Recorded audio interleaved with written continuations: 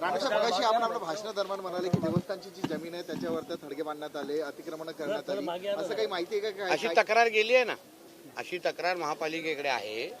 त्याप्रमाणे ती केस चालू आहे आणि त्याप्रमाणे ते लोकांनी कोणीतरी वफला त्याच्यामध्ये हस्तक्षेप करायला लावलेला आहे. वफचा त्याच्यात काही संबंध नाही, वफनी कुठली नोटीसही दिली नाही. म्हणून आता परत मुंबईकडे जाऊन महापालिकेच्या माध्यमातून अशा पद्धतीची कुठलेही थडगे आमच्या कुठल्याही देवस्थानाच्या कुठल्याही जमिनीवर कोणीही बांधता कामा नये याची काळजी आम्ही घेऊ. तुम्ही म्हणजे जमीन मंदिर ट्रस्टची जमीन बळकावणार नाही याच्यासाठी इनिशिएटिव्ह घेणार चांगली गोष्ट आहे. मात्र शहरातील काही राजकारण्यांनी पण ट्रस्टची जमीन बळकावली अशी चर्चा काही नंतर बघू ना. पहिलं मला इकडचा विषय बघून दे. तुमचे सगळ्यांचे स्वतःचे वैयक्तिक हिशोब माझ्या तर चुकते ना गो. मला कळतं पुढं अतिक्रमण होऊन थडगं बांधण्यात आलेले पिंपरीच्या भागात. तक्रार आहे ना, देतो ना तुम्हाला तक्रार अधिकृत जी आमच्या कार्यकर्त्यांनी केलेली आहे ना, तर ती सगळी अधिकृत देतो. फोटोग्राफ पण आहेत माझ्याकडे. सिमेंटचं असं पूर्ण हे बांधून ठेवलेलं आहे. आज थोडं सिमेंटचं थडगं बांधणार, उद्या मग हिरवी चादर टाकणार. ह्या सगळ्या गोष्टी अनधिकृत पद्धतीने चालता कामा नये. जे अधिकृत आहेत ते ठीक आहे. अनधिकृत पद्धतीने तुम्ही अशा पद्धतीने कोणाचीही जमीन लँड जिहादच्या नावाने करून होणार नाही, होऊन देणार नाही. कारण का सरकार नियमाने आणि संविधानाने चालतं ना. पवित्र असा देवस्थान आहे, इथे लागूनच पवनामाई वाहते. मात्र पवनामाई देखील इंद्रायणी सारखी फेसाळते. कोण कारणीभूत आहे याला वाटते? तुमची सरकार आहे राज्यामध्ये. माहिती घेतो ना बाबा, तुम्ही एकदम डिटेल प्रश्न विचाराल. माहिती घेतो ना. बोलतो. भाजप अनाकोंडा आहे, राष्ट्रवादी आधी शिवसेनेला गिळंकृत करणार आहे. कोण बोलताय? उद्धव ठाकरेंनी टीका केली. अशा सारख्या मच्छरांनी दुसऱ्यांना अनाकोंडा बोलू नये. अच्छे मच्छर आम्ही रोज मारतो. हे बघ ना, कळलं ना, असे मच्छर असे रोज मारतो. आणि बी टीम म्हणून त्यांना संबोधलेलं. आणि ती कोणाची? काँग्रेसची ढ टीम आहे, त्याला उबाटा म्हणतात. ढ असं आहे. शेवटचा प्रश्न असेल की जे बाबरी मस्जिद पाडली त्याचा उत्सव देखील आज ठिकाणी साजरा केला. बाबरी मस्जिद उद्ध्वस्त केली त्याचा आज शौर्य दिवस आहे.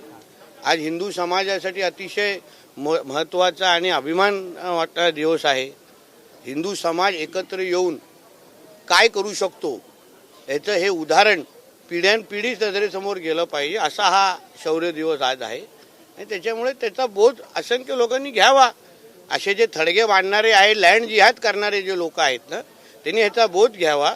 कारण का शेवटी आमचा देश एक हिंदू राष्ट्र आहे आणि आमच्या हिंदू राष्ट्रामध्ये अशा पद्धतीची कोणीही हिंदूंच्या विरोधात किंवा आमच्या देवस्थान मठ मंदिरांच्या जागेवर अगर कोण लँड जिहाद करायचा प्रयत्न करत असेल ना, त्या जिहाद्यांना ठेचण्याचे सगळे कार्यक्रम आमच्याकडे आहेत आणि तयारी आहे. वडेट्टीवार म्हणतात की दिल्लीतून आकांनी सांगितलेलं आहे की मुंबईचा महापौर भाजपचा झाला पाहिजे. आणि त्याची दिल्लीमध्ये कोण बसलेत मग?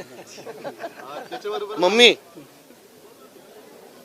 त्याच्यासोबतच अजून काँग्रेसवाल्यांनी कमीतल्या कमी दिल्लीबद्दल थोबाड उघडावं, कारण आम्हाला खूप बोलता येतं.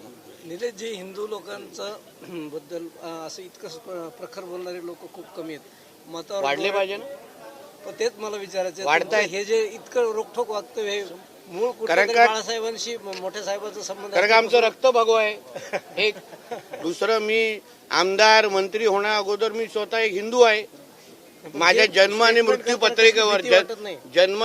पत्रिकेवर मी नितेश राणे मंत्री म्हणून जाणार नाही. नितेश राणे हिंदू होता आणि भीती कोणाकडून?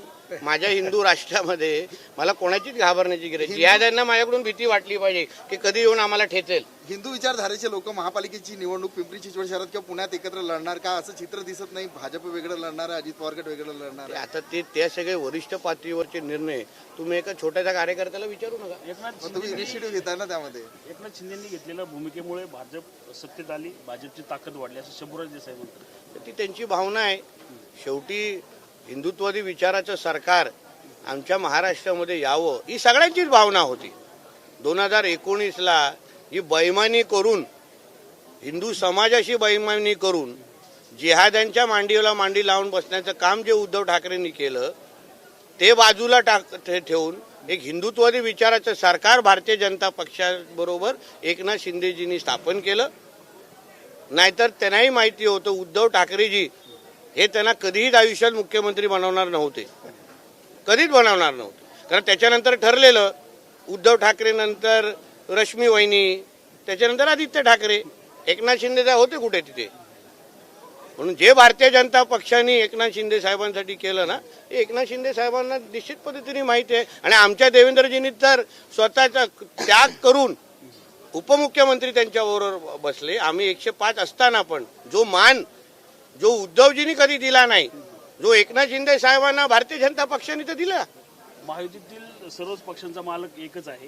त्यामध्ये विरोधी पक्षनेते पद द्या आम्हाला, नाही तर दोन्ही उपमुख्यमंत्री पद जे आहे ते रद्द करा, असं उद्धव ठाकरे. हे असा बावळटच माणूस बोलू शकतो ना, बावळट आहे. आता उपमुख्यमंत्री पद रद्द करा, हा हे विरोधी पक्ष नेता मागा. अरे तिने कायदा कधी समजला, वाचला, पुस्तक कधी उघडलं, घराच्या बाहेर कधी बाहेर निघाला? अरे बाबा, कायद्याने नियम आणि संविधानावर चालणारा आमचा देश आहे. त्याला एक संख्या लागते तरच विरोधी पक्ष नेता मिळतो. संसदेमध्ये का नाही आहे, काय नव्हता अगोदर? कळलं का तुम्हाला? हे आता हे उद्धव ठाकरे आणि बौद्धिक क्षमता ह्याचा काही मेळ नाही हो. डोकं आणि उद्धव ठाकरे याच्यात काही संबंध नाही. म्हणून तुम्ही जास्त त्याच्या वक्तव्याला जास्त सिरियस घेऊ नका, तुम्हाला त्रास होईल. नितेश राणे, सरकारला काही धोका नाही होणार. माझं सरकार मजबूत होईल. कारण का ज्या हिंदू समाजाने आम्हाला मतदान केलं, परत तुम्हाला सांगतो, हिंदू समाजाने हे हिंदुत्वादी विचाराचं सरकार आणलेलं आहे. आम्ही छातीटोक पद्धतीने सांगतो. कारण का लोकसभेच्या नंतर जे काही भागात हिरवे गुलाल उडले, सर तन से जुदा सारखे नारे दिले गेले, त्याच्यानंतर महाराष्ट्रातला हिंदू समाज ज्याला असुरक्षित वाटलं आणि म्हणून भारतीय जनता पक्ष आणि महायुतीचं विचाराचं हिंदुत्वाचं विचाराचं सरकार तिने निवडून दिलं. म्हणून आम्ही जनतेला अपेक्षित असलेलीच भाषा करतोय, म्हणजे आमचं सरकार अजून मजबूत होईल. ट्रस्टला परत मिळू शकते का? भोसरीतील जो गाव जत्रा मैदान आहे, जो कधी कधी ट्रस्टचा होता, तो परत ट्रस्टला मला हे तांत्रिक माहिती खरंच आता त्या विषयाची माहिती नाही. तुम्ही एकदमच मला इकडचा अभ्यास करायला लावाल तर इकडचे आमदार मला परत बोलवणार नाही.